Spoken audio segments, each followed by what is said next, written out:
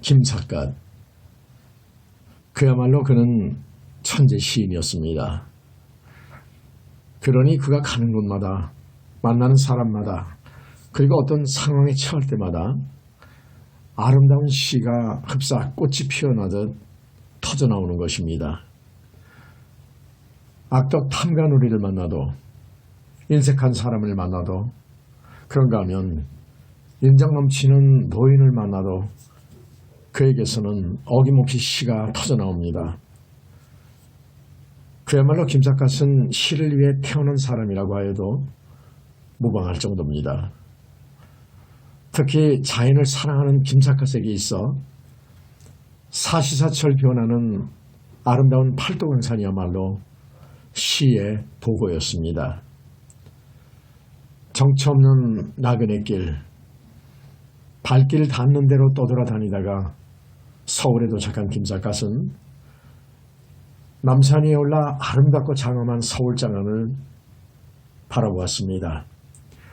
거대한 왕궁을 비롯해 고대광실 집들이 가득 들어차 있는 서울.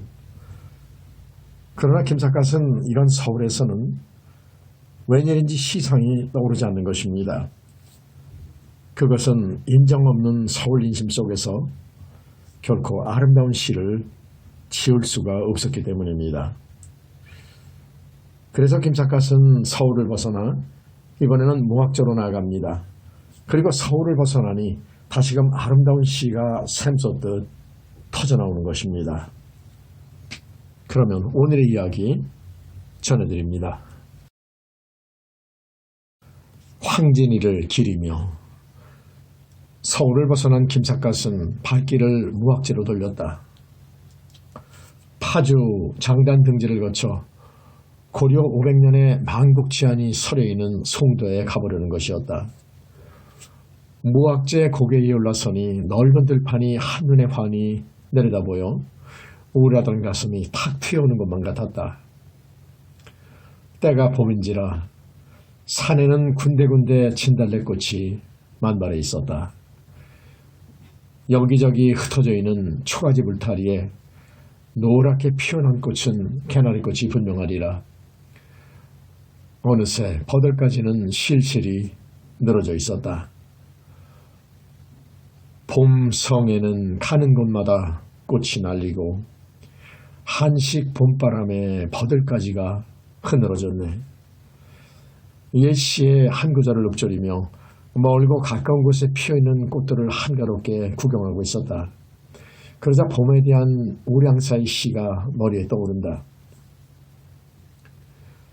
봄에 사는 좋은 일이 하도 많아 즐기려고 밤이 와도 돌아갈 줄 모르고 물을 움켰더니 달이 선안에 있고 꽃을 희롱하니 옷의 향기가 진동하네.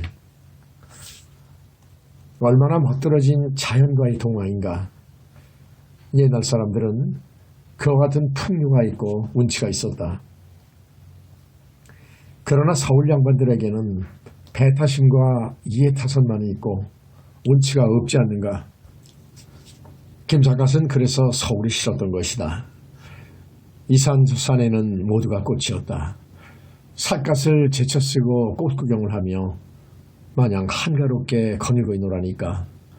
저만큼 풀밭에서 연하은 살먹어 보이는 머스마이가 말에게 풀을 먹이고 있었다. 말은 제주도산인 조랑말이었다. 김삿갓은 말을 보자 옛날의 절구 한 수가 또 머리에 떠올랐다. 말 위에서 한식을 만났는데 오다 보니 어느새 봄이 저무네. 말을 타고 봄을 즐기며 구식춘강을 마상에서 보내는 소리다. 옛날 사람들은 나들이를 다닐 때에는 흔히 말을 타고 다녔다. 그러게 김삿갓 자신도 옛날 사람들처럼 말을 타고 봄을 즐겨보고 싶은 충동을 느꼈다. 그래야 이 소년 앞으로 다가와 이렇게 수작을 내보았다. 얘야, 나 말 한번 타볼까? 머스마이는 김삿갓을 멀거니 바라보더니 매정스럽게도 머리를 가로 흔든다. 안 돼요. 남의 말을 왜 타겠다는 거예요? 너도 서울 사람을 닮았느냐? 말 한번 타보자는데 인심이 왜 그렇게도 야박하냐?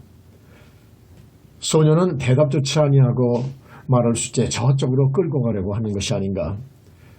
김삿갓은 기어이 말을 타보고 싶어 소년에게 애원하듯 또다시 말한다. 얘야, 멀리 가지 않을 테니 말을 잠깐만 타보게 해주려마. 소년은 또다시 고개를 흔든다.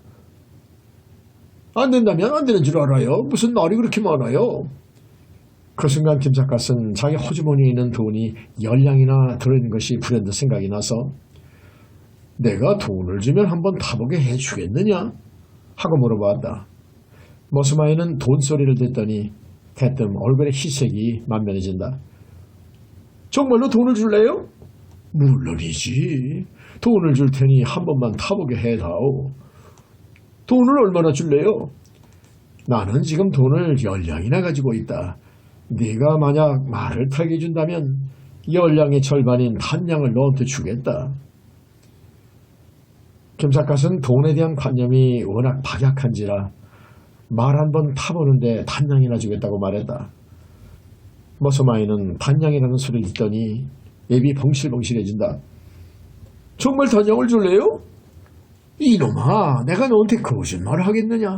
의심스럽거든 선금을 주면 될 게 아니냐? 그리고 즉석에서 1냥을 소년에게 내밀어 주었다. 머스마이는 돈을 받으려고 하다가 벼랑간 무슨 생각이 들었는지 고개를 또다시 가로젓는다. 아무래도 안 되겠어요. 아저씨가 말을 타고 멀리로 달아나 버리면 큰일 나게요. 김삿갓은 하도 어처구니가 없어 소리를 크게 내 웃었다. 이 녀석아, 내가 누구를 도둑놈으로 하는 모양이로구나. 나는 아무데도 가지 않고 꽃 구경을 하며 이 근방을 빙빙 돌아다니기만 할 생각이로다. 도망갈까봐 의심스럽거든 네가 말고삐를 꼭 붙잡고 나를 따라다니면 될 게 아니냐. 그래요?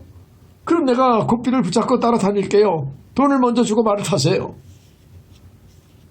황금은 선비의 마음도 더럽게 한다고 했던가. 고집쟁이 머스마이도 돈을 받고 나서야 말을 타게 해주었다. 김삿갓이 말 위에 올라타자 소녀는 고삐를 꼭 붙잡고 곁에 달라붙어서 자동적으로 견마를 잡힌 꼴이 되었다. 네가 견마까지 잡아주니 내가 오늘은 팔자에 없는 호강을 하는구나. 이왕이면 진달래꽃이 활짝 피어있는 저 산에까지 가보자. 말을 타고 바라보는 봄 풍경은 걸어가며 바라보는 풍경과는 또 다른 운치가 있었다. 옛날 사람들은 그래서 나들이를 다닐 때에는 반드시 말을 타고 다녔던가 보구나. 말을 처음 타보는 김삿갓은 마냥 즐겁기만 하였다. 김삿갓은 이왕 말을 탄 김에 이산저산으로 꽃구경을 돌아다녔고 멀리 떨어져 있는 개울가에도 가보았다. 간밤에 비가 많이 온 탓인지 개울에는 물이 제법 기운차게 흘러가고 있었다. 김삿갓은 손에 채찍을 들고 있었다. 그러나 애당초 채찍 같은 것은 쓸 필요가 없었다. 말거피는 숫제 머스마이에게 맡겨버리고 자기는 말 위에서 한가롭게 봄만 즐겼으면 그만이었다. 그 모양으로 봄의 행락을 마음껏 즐기다 보니 시흥이 도도에 와서 날이 저무는 줄도 몰랐다. 그런데 머스마이는 야속하게도 김삿갓에게 아저씨 날이 저물었어요. 이제 그만 타세요. 나는 집에 돌아가야 해요. 하고 말에서 내려주기를 재촉하는 것이 아닌가. 그러나 김삿갓은 들은 척도 아니하고 말 위에서 실을 읊조리고 있었다. 느린 말 비껴 타고 산수를 구경하며 채찍은 숫제 쓰지도 않노라. 바위 사이 오솔길을 가까스로 지나오니 연기나는 곳에 초가집이 두세 채. 꽃이 피었으니 봄은 분명한데 냇가의 물소리는 비가 온 탓이련가. 돌아갈 것을 까맣게 잊고 있는데 해가 저문다고 아이가 일러주네. 말을 빌려 탄 덕택에 시한수가 절로 생겨난 셈이었다. 이윽고 김삿갓은 머스마이에게 말을 돌려주며 묻는다. 날이 저물어 나도 어디선가 자고 가야 하겠는데 이 부근에 절이나 서당 같은 것이 없겠느냐? 절이나 서당은 없어요. 여기서 조금만 더 가면 벽제관에 주막이 있어요. 김삿갓은 그 소리에 깜짝 놀랐다. 뭐야? 그럼 여기가 바로 벽제관이란 말이냐? 이것이 벽제관이라는 소리에 김삿갓은 불현듯 임진왜란의 고사가 머리에 떠올랐다. 그 옛날 임진왜란 당시 왜군들이 노도와 같이 밀어 닥쳐오는다. 선조대왕은 의지로 피난을 가면서 명나라 구원병을 요청한 일이 있었다. 그리하여 이 여성은 구원병을 몰고 와 평양과 송도를 차례로 탈환하였는데 벽제관에서만은 왜군에게 크게 참패하였다. 승승장구하던 이 여성은 벽제관에서 왜군에게 한번 혼이 나자 송도까지 쫓겨 돌아와서 다시는 싸우려고 하지 않았다. 그로 인해 전국은 매우 불리하게 되었다. 왜군을 물리쳐버리지 않으면 점점 기승을 부릴 판인데 이 여성은 수제 싸우려고 하지 않으니 기가 찰 노릇이었다. 그 당시 이 여성의 접대관은 지혜롭기로 유명한 한음 이덕형이었다. 이덕형은 이 여성에게 속히 싸워주기를 여러 차례 간청하였다. 그러나 이 여성은 이런 구실 저런 핑계를 대가면서 좀처럼 싸우지려고 하지 않았다. 이덕형은 여러 차례 싸우기를 간청해 보다 못해 나중에는 화가 동하여 이 여성의 방에 있는 적벽도라는 병풍에 다음과 같은 시한수를 깔겼다. 승부란 한판의 바둑과 같은 것, 전쟁은 꾸물거림을 가장 꺼리요. 알쾌라 적벽 싸움 전에 없던 공적은 선장군이 책상을 찍던 그때부터요. 이 시는 삼국지에 나오는 고사를 빗대어진 시였다. 그 옛날 삼국시대의 오왕 선곤이 위양 조조에게 크게 패하자 부하 장병들은 사기야 땅에 떨어져 모두들 조조에게 항복할 것을 권고하였다. 그러나 모사 주유와 노숙만은 끝까지 싸울 것을 고집하므로 선곤은 분연히 일어서서 칼로 책상을 찍으며 최후의 선언을 이렇게 내렸다. 우리는 옥세할 것을 각오하고 끝까지 싸우자. 그래서 선곤은 적벽 싸움에서 조조를 여지없이 섬멸시켰던 것이다. 그러한 역사적 사실을 잘 알고 있는 이 여성은 이덕형의 시를 읽어보고 크게 깨달은 바가 있었다. 그리하여 육전에서는 왜군을 다시 무찌르기 시작하였고 멀리 남해 해전에서는 이순신 장군이 적의 해군을 완전 섬멸시킴으로써 임진왜란을 승리로 이끌었으니 이덕형의 한 편의 시가 그렇게도 위대한 공적을 세운 셈이 되었던 것이다.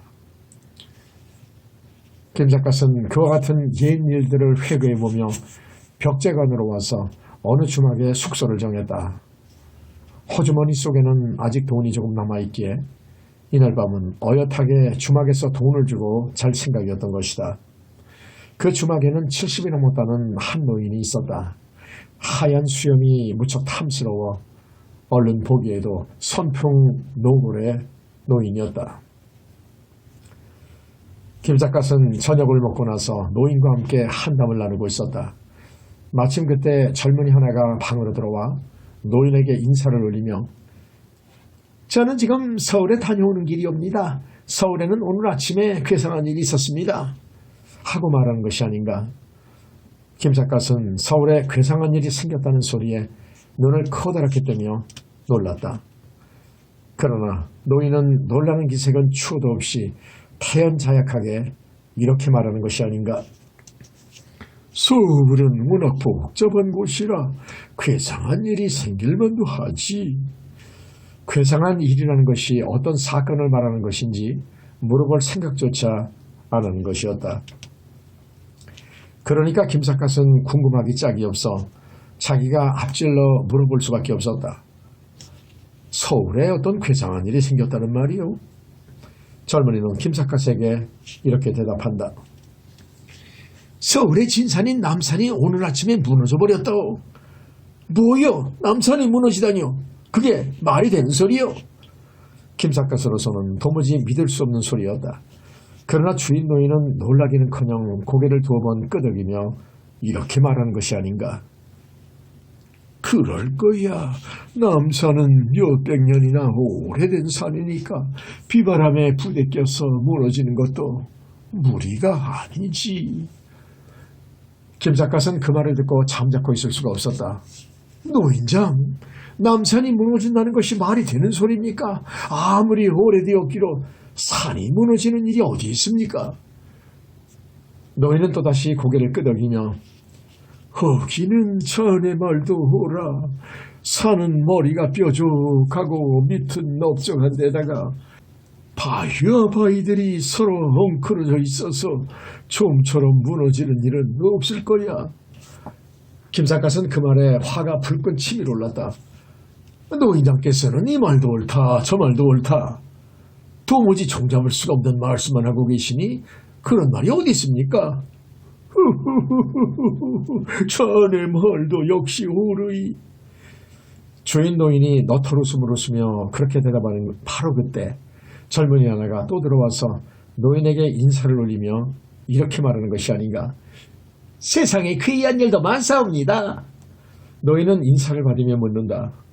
무슨 일이 생겼기에 귀하다는 말인가?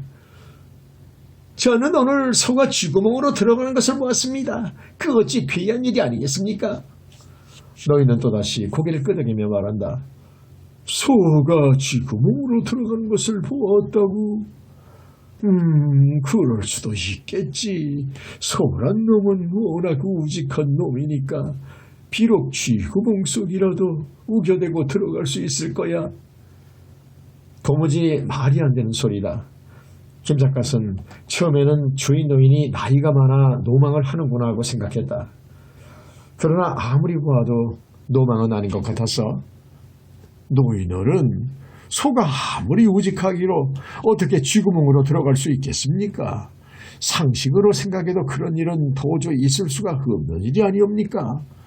하고 정면으로 따지고 물었다. 노인은 여전히 웃으면서 말한다. 허기는 자네 말도 보라. 소란 놈은 좌우에 뿔이 있어서 쥐구멍으로 들어가기가 매우 어려울 거야. 김삿갓은 그 말을 듣자 농락을 당하는 것만 같아 화가 불끈 치밀어 올랐다. 여보시오, 영감님은 언사가 왜 그다지도 성실치 못하시오? 된 소리 안 된 소리 모조리 옳다고 하시니 세상에 그런 말이 어디 있습니까?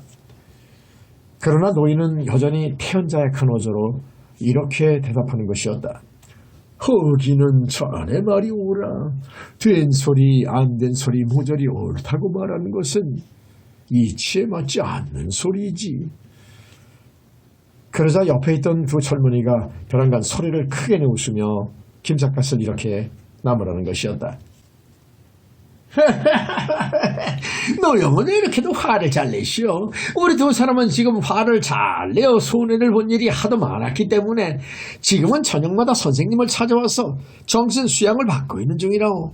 노영도 화를 잘 내는 것을 보니 우리들과 함께 선생님한테 정신 수양을 좀 받는 것이 좋을 것 같소이다. 김삿갓은 그 말을 듣는 순간 아차내가 너무도 경망스러웠구나 싶어 얼굴이 화끈 달아올랐다.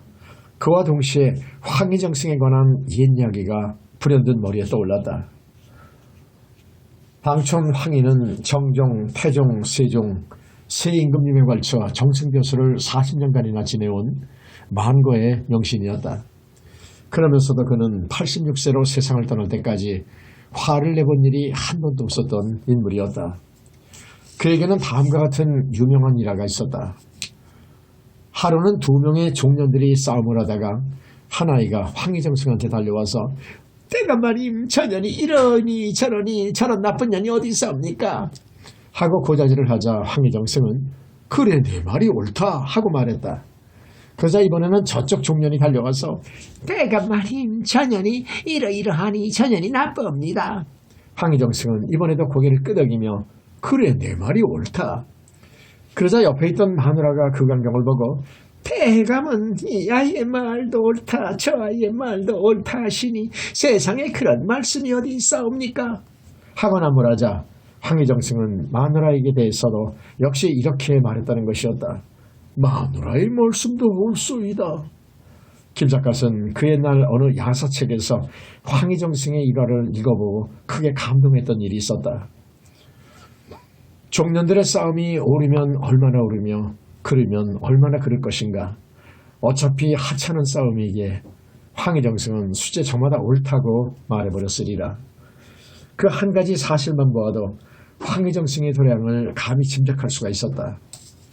그런데 지금 눈앞에 앉아있는 주막집 노인은 황희정승과 똑같은 도량을 보여주고 있으니 김 작가는 새삼 놀라지 않을 수가 없었던 것이다. 그리하여 자기도 모르게 노인 앞에 무릎을 꿇고 머리를 정중히 숙이려 보이며 솔직하게 이렇게 사과하였다. 제가 불민한 탓으로 어른을 미처 알아뵙지 못했습니다. 너무도 경망스러웠음을 너그럽게 용서하소서. 노인은 잠깐 어리둥절하다가 이내 웃으면서 말했다. 무슨 소리. 나는 마음을 편히 가지려고 무슨 일에나 시비를 가리지 않기로 했네. 주책 없는 늙은이라고 비웃을지 모르지만 그게 바로 마음을 편하게 살아갈 수 있는 유일한 비결이거든.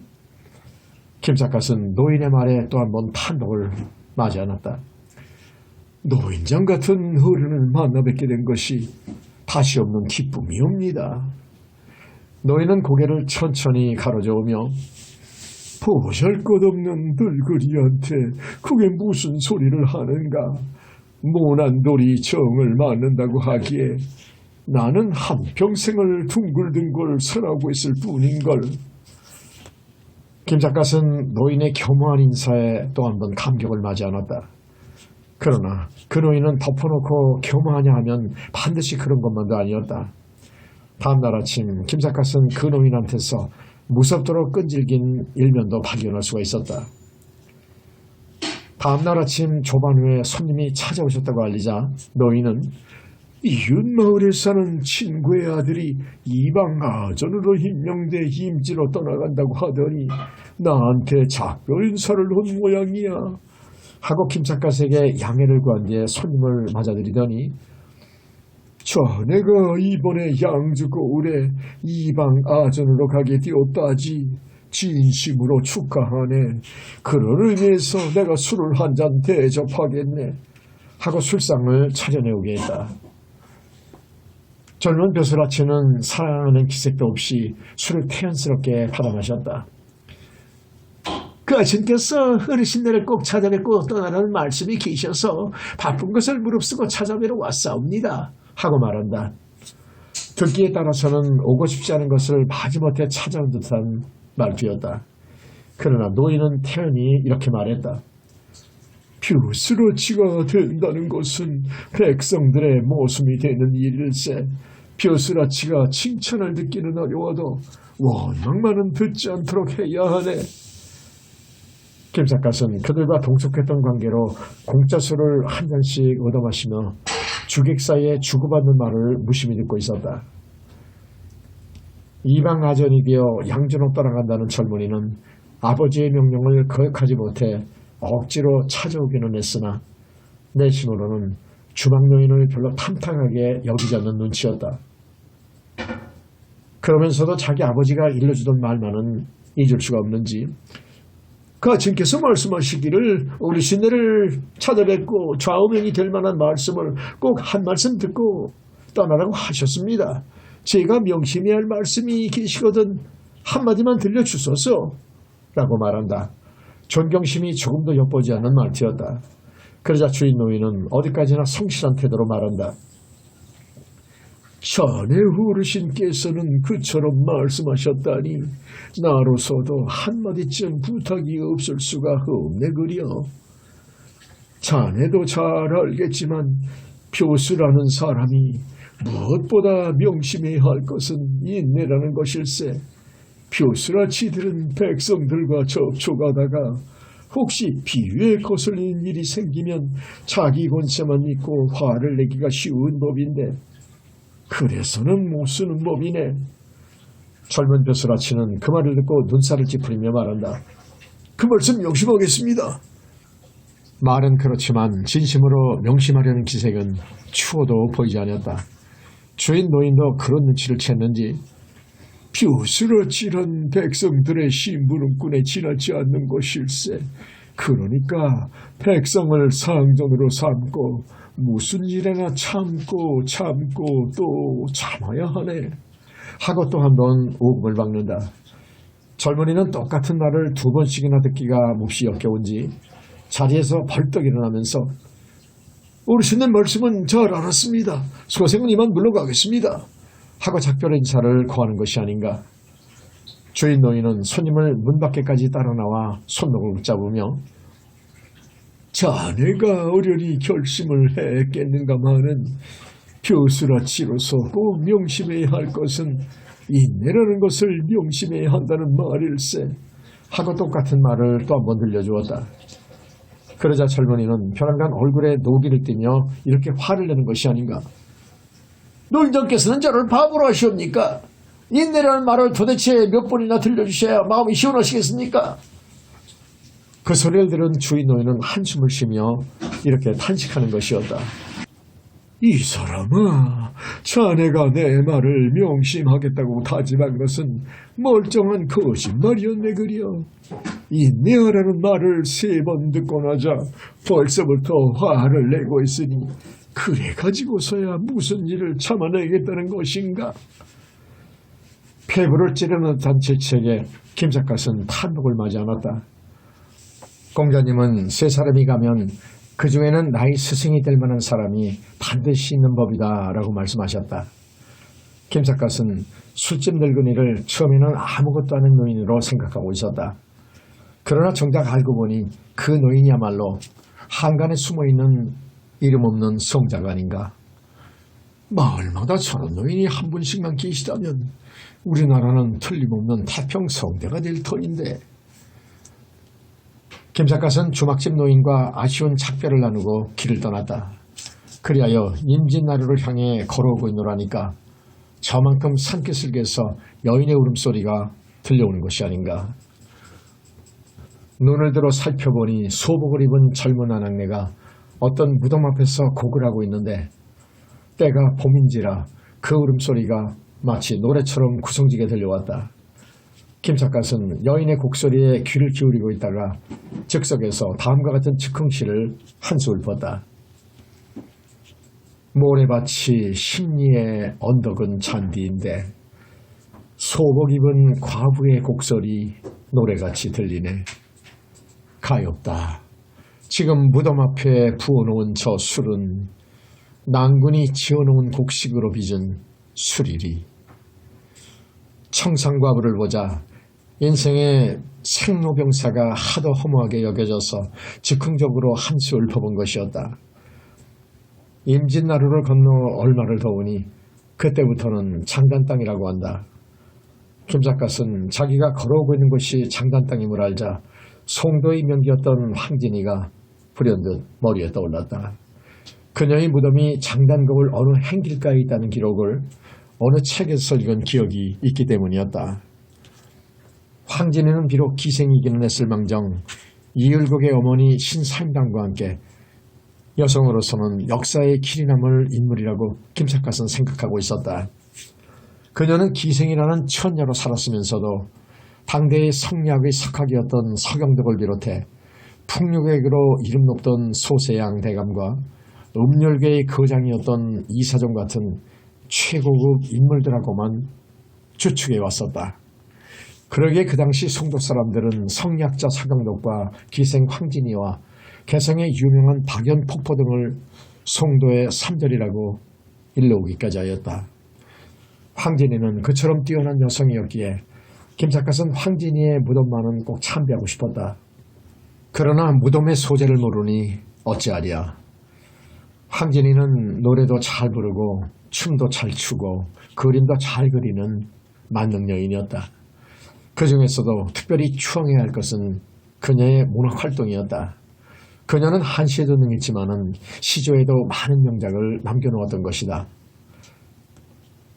가령 청사는 내 뜻이요 녹수는 님의 정이 녹수 흘러간들 청산이야 변을 쏜가. 녹수도 청산 못 잊어 우러예 가는 고라든가 또는 청산리 벽계수야 수의감을 자랑 마라. 일도 창의하면 돌아오기 어려우니 명월이 만건곤할제 쉬어간들 어떠리 라든가 또 혹은 어저 내일이여 그릴 줄을 모르더냐 있으라 하더면 가려마는 지혜 구태여 보내고 그리는 정은 나도 몰라 하노라 등등의 시조는 영원히 남을 걸작들이고 한치에 있어서도 많은 명작을 남겼다. 가령 밤하늘에 초승달이 떠있는 것을 보고서는 이런 시를 지었다. 그 누가 곤륜산에 옥을 찍어내어 직녀에게 얼레빗을 만들어 주었던고 그리운 견우님 떠나가신 뒤 서러워 허공에 던져버렸네. 하늘가에 떠있는 반달을 얼레빗에 비유하여 견우와 직녀의 슬픈 사랑을 노래한 그 수법도 절묘하거니와 고려조의 만국을 슬퍼한 다음과 같은 시도 명작이라고 아니할 수가 없을 것이다. 눈 속에 옛나라 빛이 새로운데 종이 울려 만국하니 더욱 쓸쓸하구나. 시름에 겨워 타락의 길에 섰으니 옛 성터의 저녁 연기 그 가보뇨. 황진이는 시가 있어서도 그처럼 뛰어난 여성이었건만 그녀는 많은 남성들의 가슴을 아프게 해준 것이 크게 뉘우쳐져서 죽을 때에는 자기 시체를 행길가에 묻어 많은 사람들이 마음대로 밟고 지나가게 해달라는 유언까지 남겼다고 하니 그야말로 성녀와 다름없는 여성이었다고 보는 것이 옳을 것 같았다. 김 작가는 이런 일 저런 일을 생각할수록 황진이의 무덤을 꼭 찾아보고 싶어 주막에서 술 마셔가며 주모에게 이렇게 물어보았다. 장단 땅 어딘가에 황진이의 무덤이 있다고 하는데 주모는 혹시 그 무덤이 어디 있는지 모르는가? 주모는 고개를 기울이며 반문한다. 황진이요? 황진이란 어떤 벼슬을 지낸 사람인가요? 황진이는 벼슬을 지낸 남자가 아니라 옛날 송도에서 유명했던 기생이었지. 주모는 그 말을 듣고 저게 놀란다. 어머, 기생 따위의 무덤이 어디 있는지를 어떻게 알아요? 혹시 호조참판을 지냈다는 김모의 무덤이라면 저기 보이는 저 산 위에 있죠. 김 작가는 어처구니가 없어 벌린 입이 다물어지지 않았다. 하찮은 벼슬아치의 무덤은 알아도 천하의 명기였던 황진이에 대해서는 이름조차 모른다는 것이 아닌가. 그러나 풍류객이라면 황진이를 모르는 사람이 없다. 그 옛날 시인 임백호는 평사가돼 평양으로 부임해가는 도중에 황진이 무덤에 제사를 지내주면서 유명한 시조를 한 수 남겨놓은 일이 있었다. 그는 황진이의 무덤 앞에 술 부어놓고 눈물을 뿌리면서 다음과 같은 시조를 지었던 것이다. 청초 우거진 고래 자는다 누웠는다. 홍아는 어디 가고 백골만 묻혔는가. 잔잡고 고날이 없으니 그를 슬퍼하노라. 김 작가는 임백호처럼 황진이의 무덤을 찾아가 제주를 보놓고 조시라도 한 수 읊어주고 싶었다. 그러나 그녀의 무덤이 어디 있는지를 알아야 할 것이 아닌가. 김 작가는 황진이의 무덤을 어떻게 하든지 찾아보려고 노상에서 만난 어떤 노인을 붙잡고 이렇게 물어보았다. 장단 땅 어딘가에 송도 명기 황진이의 무덤이 있다고 하는데 노인장께서는 혹시 그녀의 무덤이 어디 있는지를 아십니까? 기생의 무덤이요? 기생 따위의 무덤이 어디 있는지를 어떻게 아오? 그 기생은 언제 죽은 기생이요? 지금부터 100여 년 전인 중종 때 죽은 기생입니다. 비록 기생이기는 할망정 노래도 잘 부르고 시도 잘 지은 유명한 기생이옵니다. 아무리 노래를 잘 부르고 시를 잘 지었기로 100년 전에 죽은 기생의 무덤을 어떻게 알겠소? 그 무덤이 어느 산에 있다고 합니까? 산이 아니라 장단 땅 어느 행길가에 있다고 합니다. 에이, 여보시오. 남대문 임납도 부은 수가 있지. 장난꾸물의 길이 얼마나 많은데 길가에 있는 기생 무덤을 찾는단 말이오. 늙은이는 기생을 마치 정신병자로 취급하는 말티었다. 그도 그럴성 싶어 김삿갓은 저물어가는 선역 하늘을 우러러보면서 실망의 한숨을 쉬었다. 그로부터 2, 3일 동안 김삿갓은 장단땅을 샅샅이 뒤지고 돌아다니면서 황진이의 무덤을 찾아보았다. 그러나 황진이의 무덤이 있는 곳을 아는 사람은 아무도 없지 않은가. 이렇게까지 애를 써도 황진이의 무덤을 찾아낼 수 없으니 황진이와 나는 전혀 인연이 없는 인생인가 보구나. 김삿갓은 마침내 단념을 하는 수밖에 없었다. 그러면서도 미련만은 여전히 남아있었다. 잠시 후에 산속에 있는 어느 주막에 들러 술을 마시면서 주모에게 다시 물어보았다. 이 부근에 혹시 황진이라는 기생의 무덤이 어디 있는지 모르오? 아이 참, 손님은 별 말씀을 다 물어보시네. 내 조상의 무덤이 어디 있는지도 모르는데 그까지 기생년의 무덤이 어디 있는지를 누가 알겠어요? 김삿갓은 황진이의 무덤에 제사 지내줄 것을 깨끗이 단념하고 혼자 술을 마시는 수밖에 없었다. 혼자서 술을 마시자니 오늘따라 새삼스러이 처량한 기분이 들었다. 황진이의 무덤을 찾지 못한 것이 못내 아쉬웠던 것이다. 술을 마시며 고개를 들어보니 저 멀리 산골짜기에는 매화꽃이 곱게 피어 있었다. 그리고 개울가의 버드나무 숲속에서 꾀꿀새가 영덜스럽게 울고 있는 것이 아닌가. 김삿갓의 눈에는 그러한 모든 풍경이 마치 황진이의 환상처럼 보였다. 그리하여 자기도 모르게 다음과 같은 시를 읊고 있었다. 술을 들며 노래하고 싶어도 옛사람은 없네. 꾀꿀새 울음소리만 마음을 괴롭히네. 강 건너 버들까지는 마냥 싱그럽고 산골짜기 매화만 봄 향기를 풍기노나.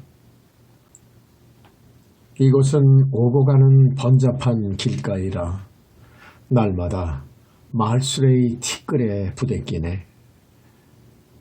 임진나루 강가에는 잡초가 무성하여 나그네의 시름은 갖가지로 새롭구나. 황진이는 생전에 많은 남성들을 희롱해온 일이 무척 뉘우쳐져서 임종시에 내가 죽거든 많은 사람이 나의 백골을 마음대로 밟고 지나갈 수 있도록 꼭 길가에 묻어주세요 라고 하는 유언을 남겼다기에 김삿갓은 그 일을 생각하면서 그와 같은 시를 지어본 것이었다.